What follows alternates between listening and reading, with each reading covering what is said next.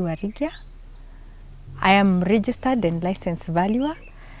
I met Anne through a friend of mine who referred me to her when I was going through some challenges of life. Like we all have challenges, whether you're a professional, whether you're a farmer, whether you went to school or not.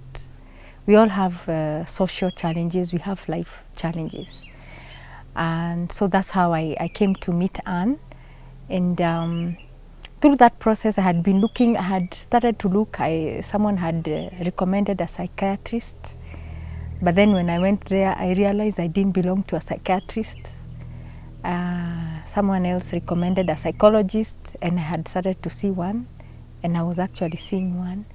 But then also now, when I was told about a spiritual counselor, I wanted to find out what this is about. And I'm also a Christian, I'm born again. So I wanted to find out what is it about spiritual counseling. So that's how I was able to meet Anne. And for me, the challenges that I had at the time were around my child. I have a child with special needs. So there's a lot of challenge when you're bringing up such a child. I'm a single parent. And what happens is that usually when you have a child with special needs, you tend to lose yourself and you focus on the child. And that's what happened to me. So I crashed when my daughter turned 10 because I had invested everything in her. I had gone to India, I had seen doctors, and I kept hoping that maybe she would turn around. And that was my hope.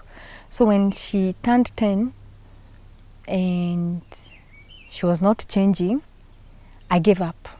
And that's how my crash came in. And that's how I started now seeking help. Where could I find help? That's how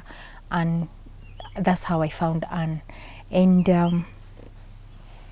when I started working with Anne, I realized that she was going deeper. She was dealing with foundational issues. How did you grow up? How was your life like? And to just give a brief overview of my own upbringing, I was abandoned by both my parents, my mother and my father. So I was brought up by my grandparents. So that's when I came to understand when you're not brought up by your primary caregivers, there are challenges that you get as a child. There's a pain that you acquire without you knowing. And those are the pains that, as you are growing older, those are the things that come and start to eat you up, and they start to make you different. Let me say this. To start to make you different. Because I always used to wonder why when I was in school, why were so many people against me? Why were people behaving very negatively towards me? Then I realized that I had a rejection spirit that was following me.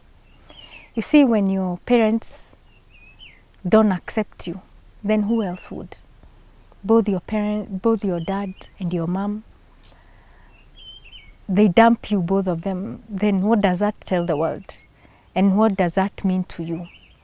So I had this rejection spirit, and so everywhere I went, place of work, you find that people don't, someone will say, mi simpendi lakini sijui kwa nini. You get, some of them who became my friends, they would say they didn't like me, but they didn't know why. I had not done anything, but they just couldn't stand me. Others used to say I had too much energy.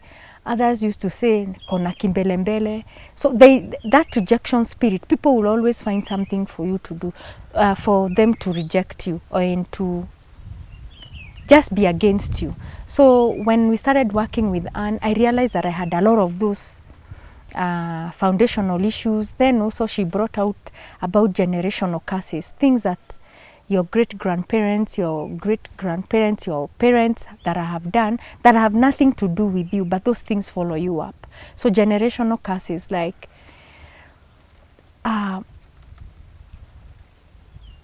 way I have a child with special needs. When I did the family tree, there are about 3 of them that I could identify within a very small circle. So that's when I realized that my issues were not just my issues, they were deeper than that.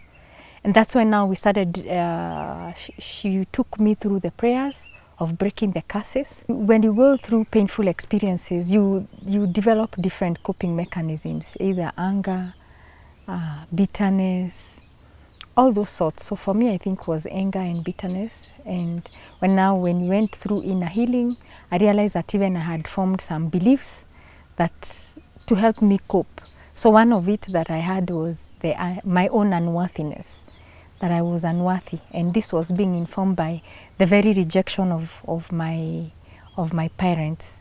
So now we started through a process of changing my beliefs, which up to now I'm still doing. It's not a one-day affair. 4 years later, I'm still changing a couple of beliefs, things that I believed about myself, things I believed about others, things I believed about the world, things I believed about God. And also one of the biggest discoveries I made when I was doing research and when I'm going through this transformational process is I realized the Word of God is the most powerful tool for anybody who wants to change. So I made a habit of reading the Bible. I made a habit of reading the Bible every day. I read the Bible every day. I read things that help me interact with the Word of God. I read people who have gone to theology, pastors who have been preaching for many years, so that then I'm able to get interpretation of the Word of God. And through now the Word of God, I've been able to change my mind. I've been able to view the world as a friendly place, as a place that I can live, as a place that God really made for us. That even as we are looking to go to heaven, that we've already been given like the prayer that Christ taught us, that in our Father's prayer, may your will be done on earth as it is in heaven. So even on earth here, the will of God is still being done. So we have our little heaven here, so we should make the best out of it. So what would I encourage others to do? If you have challenges, you need to seek, you need to reach out, you need to find help. And one of the most profound things that has happened for me in my life is that my quality of life has improved. Why? Because I have changed how I perceive things, how I see things. Even when I'm going through challenges, even when things are looking bleak, I still have hope. Even when I go through financial crisis, even when I don't have business, even when I lose employees, whatever that happens, I have this one hope, and I know that God is there. And He did not create me for nothing. He created me for a reason and for a purpose. So the Word of God has really given me hope, even with COVID, even with shutting down of businesses, even with not having any money to work with. I still have hope that there is a better tomorrow. So I'd encourage anybody who, if you feel that you're challenged, you see that you're having some issues, don't feel shy. Just reach out, find help, seek help, and it is there, and you will find it. And it will help you to improve your quality of life and enhance the years that God has given you.